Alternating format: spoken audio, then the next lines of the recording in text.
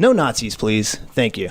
The views and opinions expressed on air are solely those of the speaker, but if you like Nazis, don't even listen. Turn off right now. I'm very anti-Nazi. But that's beside the point, because right now in the studio, we are joined by, last week, I said that the 3 guests that we had, that was my most amount of guests. We're close to doubling that this week, so it's going to be twice as good of a show. And so we got Gene Grass right here. Gene, you want to say hello? We can get your voice on the air. Yeah, thanks a lot, Brian, for having me here and all of the other guests tonight. Yeah, and we also have Frank. He's got a microphone in front of his face. What's up, Frank? Hey, glad to be here. I'm representing Prairie Cycle Club. Yeah, you're both from Prairie Cycle Club, and very busy club this time of the year, it seems like. You have a lot going on. So do you want to just tell me a little bit about the Prairie Cycle Club? What is this organization? The Prairie Cycle Club is a local social riding group, Brian, and it's been around since 1971. This is our 46th year. So we get together, we have weekly rides, we educate people about cycling. We're an advocacy organization also, and we like to give back to the community. You know, it's an organization for a person who's just beginning to cycle as well as an advanced cyclist. And we just like to get together, help the community, educate the community, and have a lot of fun. And you want to just say a little, just like very quickly, how does cycling and getting people into cycling and an active lifestyle, how does that help the community? Pop quiz. Well, there's a lot of different ways that I see it, and I'll share this with Frank here. I see that people being out and getting physically active. Mm-hmm. We're using less vehicles. Mm-hmm. It creates a more sustainable community in that sense, and people are able to engage with each other. It's much easier for me to ride somewhere and park my bike within 30 seconds of where I have to go rather than parking it and walking 5 or 10 minutes. So those are a few things, and it just creates a much more of an open community when people are able to see each other as you're passing each other on a bicycle. Yeah, definitely. Frank, what do you think? Gene and I both rode our bikes here from Urbana, and for me it was about a 15-minute ride. Not much longer than taking a car, and a lot more fun. Right, I agree. Right. It takes me about that same thing, about 12 to 13 minutes to get downtown from home. And if I drive, it's going to take me about 9 minutes to drive, and then another 5 minutes to find a parking spot. And then sometimes that's difficult, and then pay the meter in Champaign a lot. True. So I haven't biked in too many different towns, but it seems like Champaign-Urbana is a fairly bicycle-friendly community. Is that safe to say? Is there room for progress within the community in terms of making it more bike-friendly? There is always room in any community for progress, Brian. Now, just recently, Urbana received the Gold City Award from the League of American Bicyclists just 2 years ago. Yes. Okay, nice. I'm a big fan of riding, and this is a dream community for me. Nice. I love getting on my bike. I love adding new gadgets, low tech, high tech, doesn't matter. Anything that can help me go shopping on my bike, to be with friends on my bike. And I feel a real connection to different bicyclists in town, and always look forward to learning new things every time I go out for a bike ride. And so you're talking about getting the community more involved in biking, and I think that a great way that I see that you're doing that is by holding group ride events. And so you have one coming up this weekend, Saturday, August 26th. Do you want to tell me a little bit about that? See You Cross the Prairie Bike Tour in Gran Fondo. Gran Fondo is a concept that we borrowed from Europe. It started in Italy in the 70s and loosely translated big ride. And in Europe, and for some of the iterations in other places, people emphasize speed and timing. We are not having a race, but we are challenging people for their personal bests. And there are opportunities for people doing longer rides to time their ride, to challenge themselves, and to see what can they do. But this isn't just a social ride. This isn't just a speed ride. This is a ride for fundraising, and to get, as Gene had mentioned earlier, to give back to the community. So we're partnering with Habitat. Yeah, Habitat for Humanity is coming on board. And when you invite people out to a group ride, what's the crowd that comes out? Is it mainly people that are just riding their bikes anyways? Do you get people who don't normally commute on a bicycle coming out, maybe testing themselves, seeing what it's like for the first time? Does it help spread awareness for bicycling in that way? Definitely, Brian. That's one of the aspects of this fall tour that we annually put on, is we encourage the people from the community to come out and challenge themselves, help them get out into the country and see areas that they've not done before, because it is supported. We have a SAG vehicle. We also have a number. If somebody gets out there and has a difficult time, they can call us. We have aid stations along the various routes, and it's just people going out and having a lot of fun that way. We also have a family ride this year, as well as the past, a 7 to 8 mile ride, where it's very, very reasonably priced, $12 for a family to come out. And we have certified instructors that will guide the group and kids and do some instruction for safety. We adjust kids' helmets. We show them hand signals. We show them what to look for as they're riding along the street. Oh, great. And that's just a really, really cool thing. And a lot of families will bring their children for that. And then we have the other ride, which is going to be about 25 miles, the shorter one. And it's a very simple thing, because halfway out, you have an aid station, and that one is going to be at the Wheelhouse in St. Joe, which is at the end of the Kickapoo Rail Trail. And I know we're going to talk about that a little bit later also. So we got a lot going on tonight. Yeah. So the ride itself is going to be a great thing. We've got, for the people who register, we have a breakfast in the morning, a hot oatmeal bar with all of the trimmings, to get everybody, and coffee if they wanted, to get them started out right. And then we have the aid stations along the way. Then when they return, we have a little bracelet they got, and then we cut that off, and they get a slice of gourmet half-pound pizza from Garcia's in the Pan, and some salad, and also a drink, soda or water, however they may want to do that.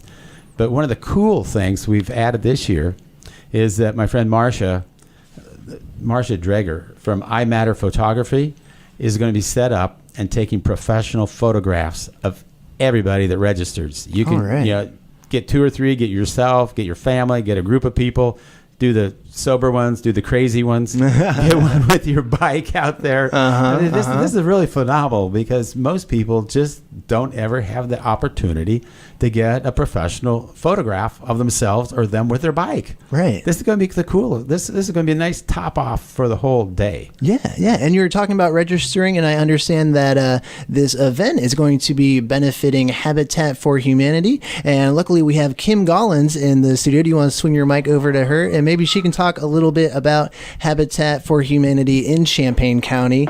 And so, how long have you been with Habitat for Humanity, as maybe as a volunteer coordinator, or just how long have you been there in general? Hello, thanks. I'm going on year number 5 here. Nice. So I think I've got my feet wet. I'm entrenched, and it's a great place to work. And so, can you just tell me a little bit about what Habitat for Humanity provides for the community? Because you kind of think of Habitat for Humanity, if you haven't volunteered with them personally, you might just think it's a place that builds houses and gives away houses. I'm sure it's a lot more complex than that, though. It absolutely is. And, giving away houses is one of the biggest myths that people believe that we do, which we absolutely 100% do not do. So at Habitat, we build houses for individuals who partner with Habitat who would not otherwise be able to go to a bank and really get a traditional mortgage. These are people who are hardworking, they have jobs, they have great credit or maybe no credit. We're just like a bank where we follow all the fair lending laws. But the difference is that we are the bank. So we sell the houses to families at whatever the house has been appraised for. So just like anyone else, we're selling a house for appraised value. The big difference then is, though, that they get a 0% interest on their mortgage. So right now, where we're building, our houses are being appraised for $100,000, $110,000. And so after you roll in their insurance and their taxes and their mortgage, they're paying about $550 a month. That's, it just sounds like it's a very manageable way to get people who might be stuck in the cycle of renting to actually get them property and get them homes. What kind of effect do you think that will have on the community at large to introduce that opportunity into our community? Well, it's one of the really big things that we often seem to miss is the fact that there's a lot of poverty housing that goes on right here in our community, right here in Champaign, and that we really have to do what we can to, like you said, change that cycle. And this is a great way to do that. And there's so many statistics out there that just talk about when you have families living in a home, especially the children, what it does for them, as far as grades, as far as stability, as far as even for that family, you think that if they're paying $850 a month in rent and now they're going to be paying $550 for a mortgage, they have a lot more discretionable income. And that type of income can go to things that people might not otherwise be doing. That's so fantastic. And so I'll just put out this information one more time. See You Across the Prairie ride is taking place Saturday, August 26th. Go to prairiecycleclub.org and you can find out how to register.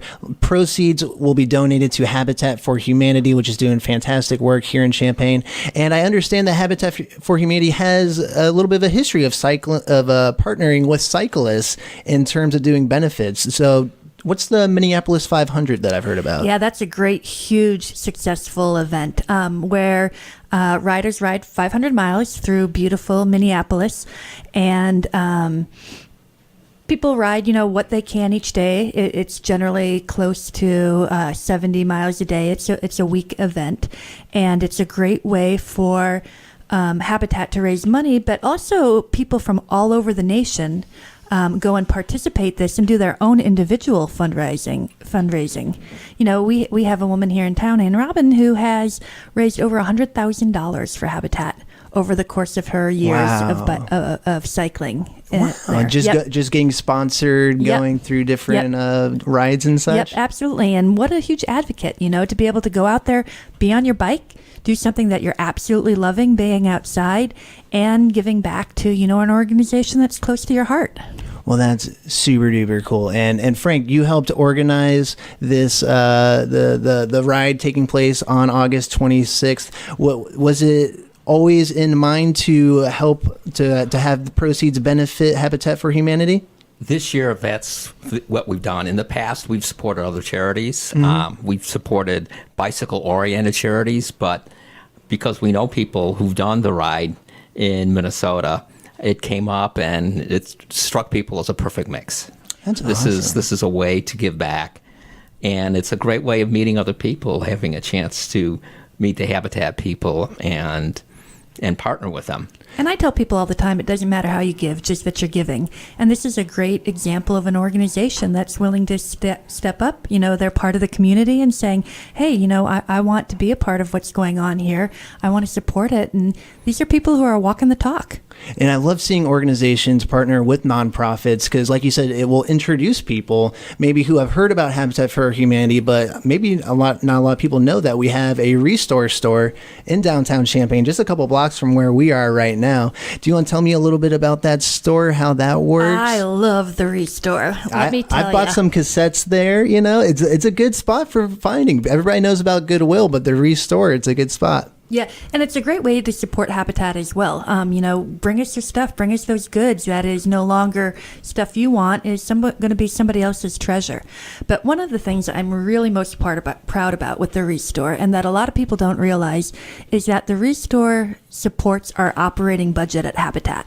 So that means that if you give me $1, 100 pennies are going directly to that build that we're working on right here, right now. So that means 8% isn't going to salaries, it isn't going to overhead, it's not going to marketing. All of your dollars are going directly to building a house right here in our community. And so, bring us your stuff and come shopping. The Restore has great things. And you kind of have to come in every day, every other day, because you're going to miss it. You're going to miss the stuff that's there.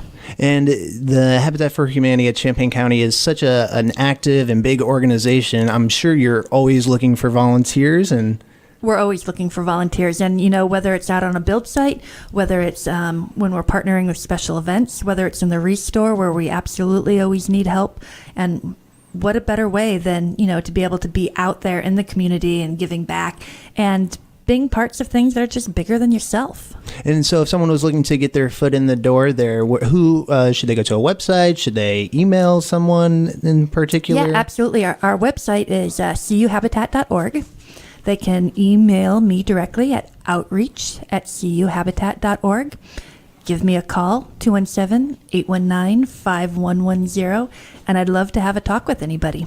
Well, that's so cool, and that's so awesome that, through you putting on this organization, contacting me, contacting Kim, I got to give a lot of credit to Gene for really filling up the booth tonight, getting all the gas. This is more than I could have ever wished for, and thank you, Kim, so much for coming and talking about Habitat for Humanity and how you're partnering with this ride happening on August 26th. And so this event is going to be the first group ride taking place at the Kickapoo Rail Trail. Is that correct?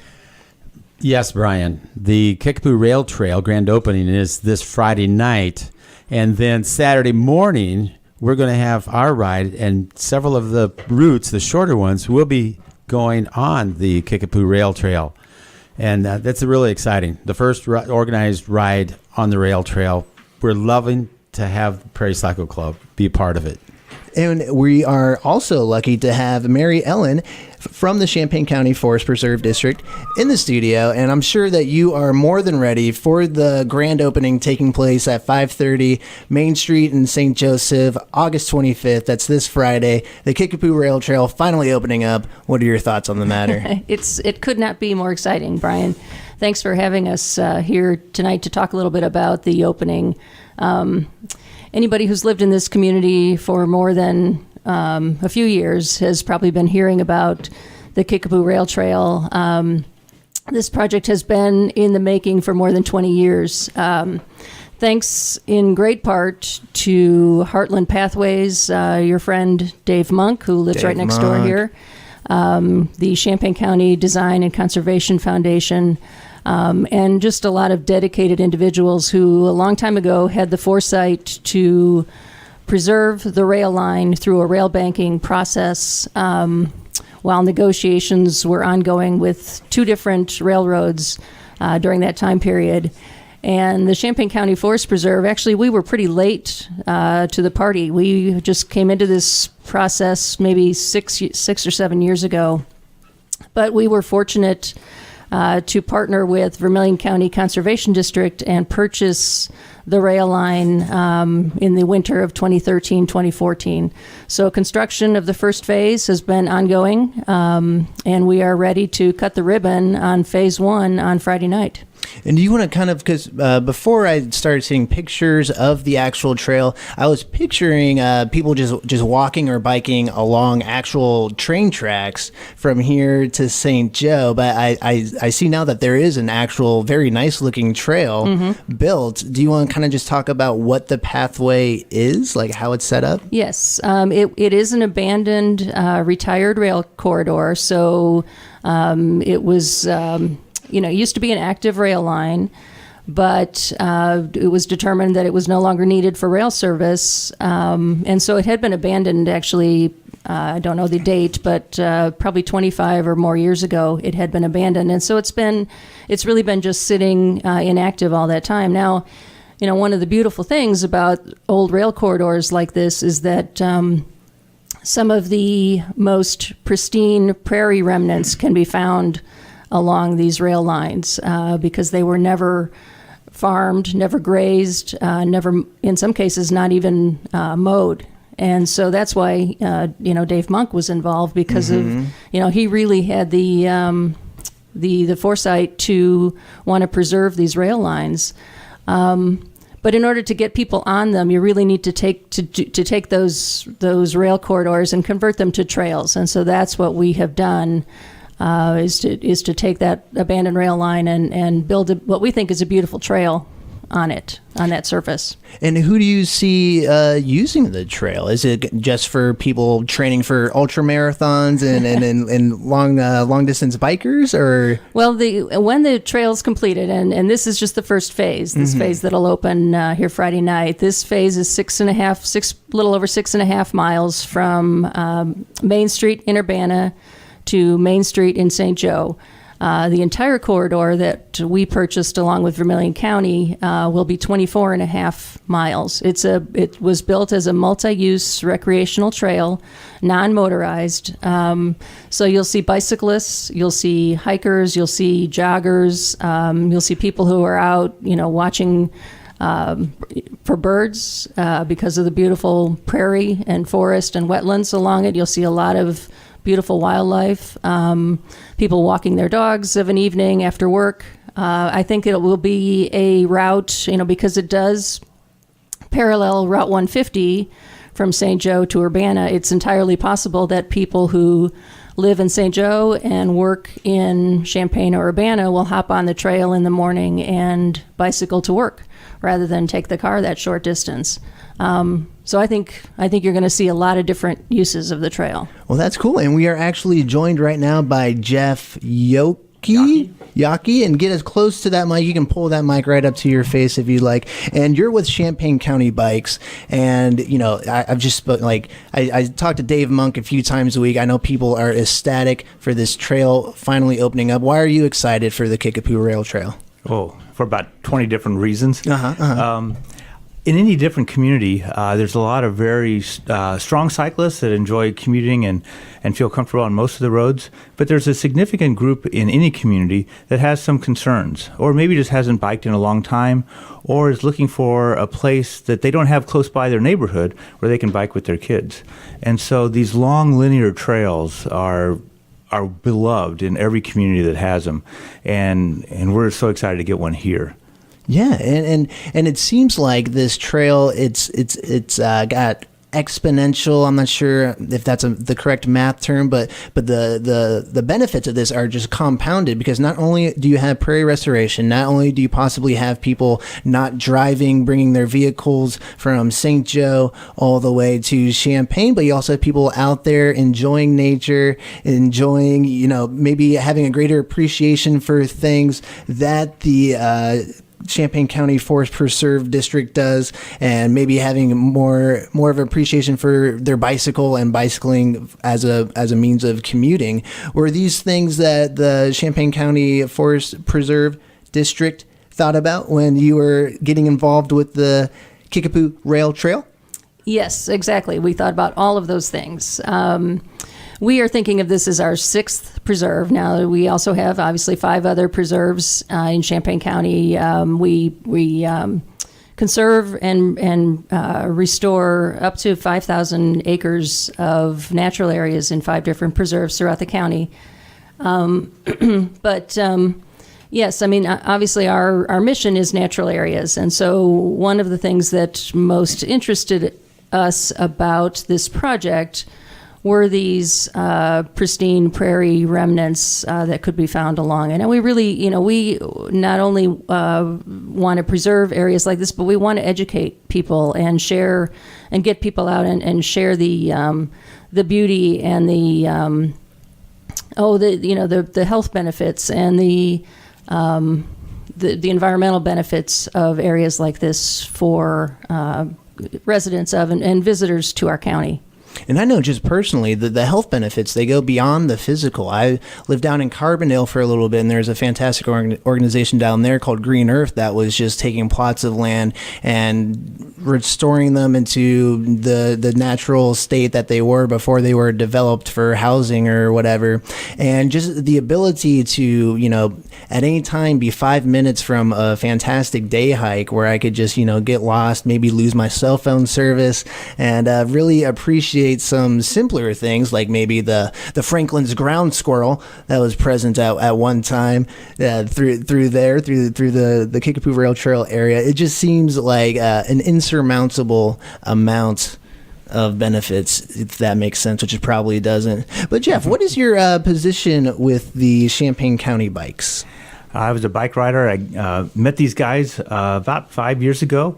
Got invited to a meeting, had a chance to volunteer at a booth, talk to some people in the community, help out with Light the Night.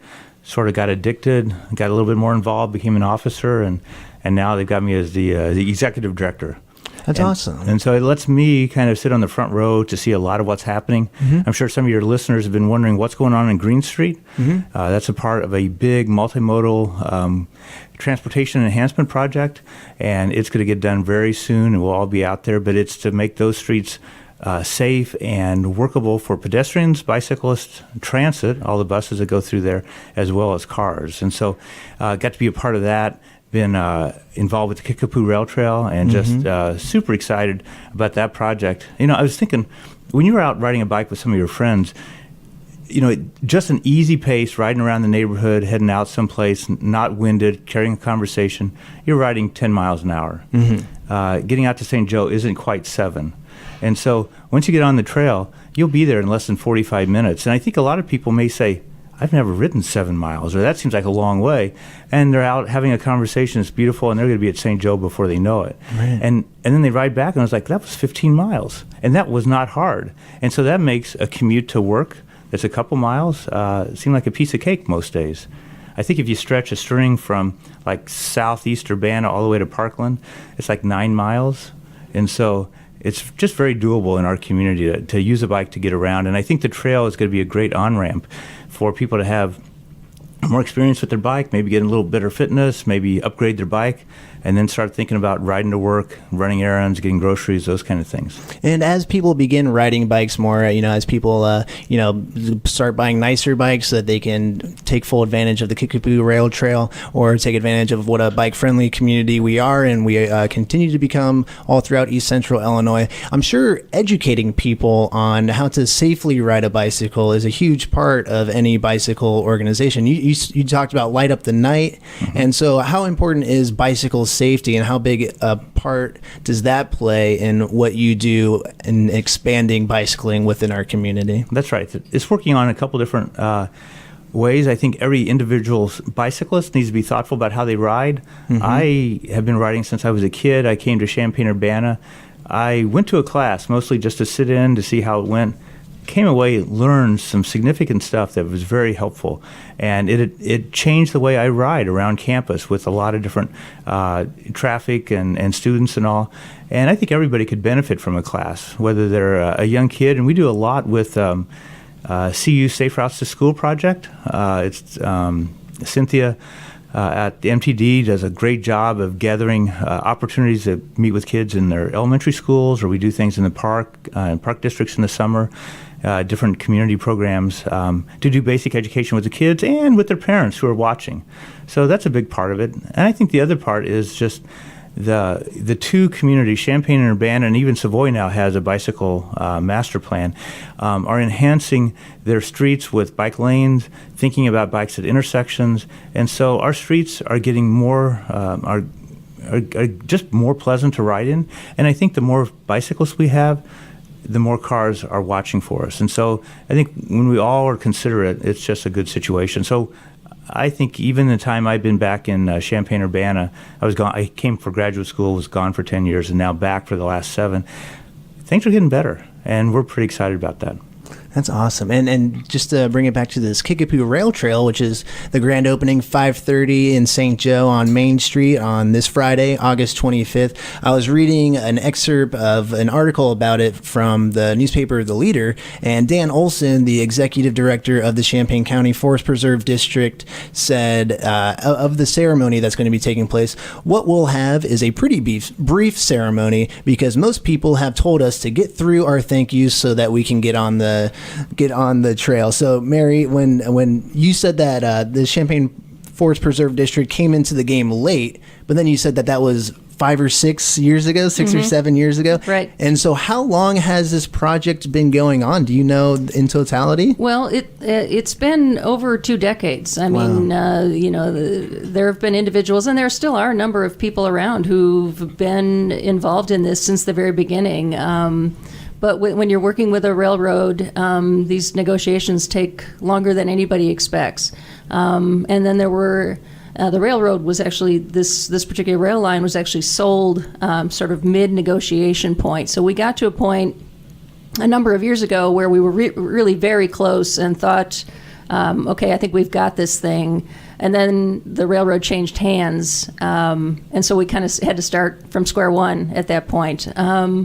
But, and I know there are a lot of people who never really thought this day would come when there would actually be something to get out and ride or walk on. And really the community stepped up. And I need to give a shout out to Champaign County Bikes and Prairie Cycle Club. They're sitting here in the room with me tonight. The cycling community and the running community, Second Wind Running Club, I mean, these guys have worked their tails off to raise funds for this project. Most of the, a good bit of the acquisition and the construction cost came from federal grants and a smaller amount from state grants. But each of those grants comes with a requirement that the local community step up and provide donations. And honestly, this community raised more than $500,000 in donations, which would, that we wouldn't be sitting here today talking about this if that had not happened. Champaign County Bikes, 2 years ago, they donated all of the proceeds from the Bike Month to this project. Raised more than $11,000 just from people biking to school, biking to work. And Prairie Cycle Club has made several donations from rides that they've held over the past couple of years. A lot of individuals have stepped up. It's just been it's really when you think about fundraising, a lot of times they'll tell you go out and find those big donations first. And then, after you raise about 50 or 60% of the funds that you need, then you open it up to the community and let them fill that gap. Well, we kind of did it backwards. Yeah. The community really stepped up from the very beginning, and we raised a lot of that money through $100, $500, $50. I think there was a $7.50 donation. So, it was really kind of neat to see the community just really wants this, and I think there's going to be a number of people on that trail on Friday night. Cool. And just thinking about this fundraising, Jeff, was it imperative for you to communicate and organize with other organizations, with running clubs and all these different clubs that will be taking advantage of the rail trail? Did you organize with them? Was it an effort, like a conscious effort, to have everyone involved in working towards raising the funds for the Kickapoo Rail Trail? That's right. The Kickapoo Trail will be just a treasure for our community in St. Joe and every other community all the way down to Danville. And if I was a cross-country coach in St. Joe Ogden, I'd be ecstatic because by this weekend I can send the kids down to the trail and out on a run, and they'll have a great time. It's just going to be an asset for everybody that's looking to get out, have a walk, have a good conversation. I can tell you that my marriage benefits from long walks and talks, and so a lot of people are going to have that opportunity out on the trail.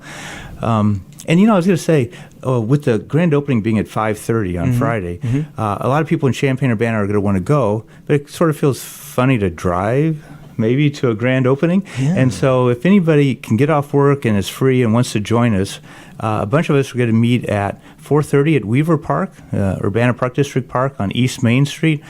That's going to be a gathering point, actually a trailhead for the Kickapoo Rail Trail as that gets further developed in the next year or so. But we're going to meet there, and then about 4:30, they'll give us 45 minutes to ride out there. We're going to sneak in through the backside of St. Joe and join the celebration. And then when they cut the ribbon, we're going to be ready to ride back to Urbana on the trail. So anybody's welcome to join us. Yeah, that makes sense, to really get in the spirit of the whole point of the trail. And if you're not available on Friday, you can still show up Saturday, August 26th for the See You Across the Prairie ride. It's going to be the first organized ride on this open Kickapoo Rail Trail, and proceeds are going to be donated to Habitat for Humanity. So it's just really cool, all the layers involved in this. And Mary Ellen, I wanted to ask, you were talking about how there's going to be prairie preservation, there's going to be all this nature. Are there any types of sites or features? I'm sure there might be a river or two that is crossed.